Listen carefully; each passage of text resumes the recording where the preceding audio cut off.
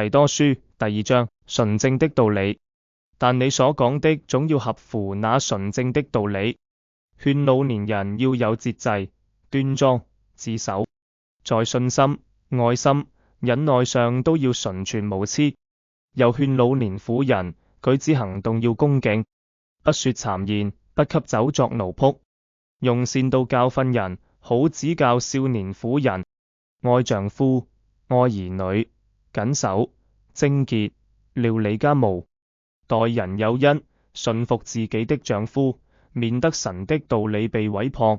又勸少年人要謹守，你自己凡事要顯出善行的榜樣，在教訓上要正直、端莊，言語純全，無可指責，叫那反對的人既無處可說我們的不是，便自覺羞愧。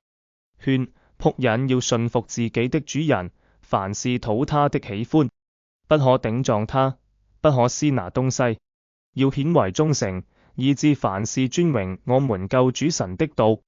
因為神救眾人的恩典已經顯明出來，教訓我們除去不敬虔的心和世俗的情，在今世自守、公義、敬虔度日，等候所盼望的福，並等候至大的神和我們救主耶穌基督的榮耀顯現。他為我們捨了自己，要贖我們脫離一切罪惡，又潔淨我們，特作自己的子民，熱心為善。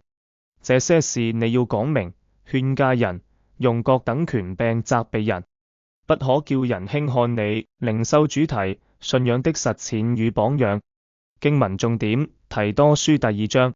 年齡段的教導：提摩太要教導年長者和年輕者節制與品德，強調彼此扶持的重要性。年長婦女的角色：鼓勵年長婦女教導年輕婦女，顯示信仰傳承的必要性。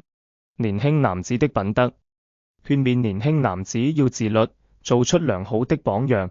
奴僕的行為：指示奴僕要順服主人，提醒我們在工作中要誠實。神的恩典：強調神的恩典，教導我們活出敬虔的生活。教導的重要性：鼓勵提摩太用權威教導這些事。禱告：求主幫助我們在生活中活出信仰，成為他人的榜樣。行動：反思自己在教會和家庭中的角色，尋求支持他人的方法。願提多書第2章激勵我們在信仰中成長，並實踐真理。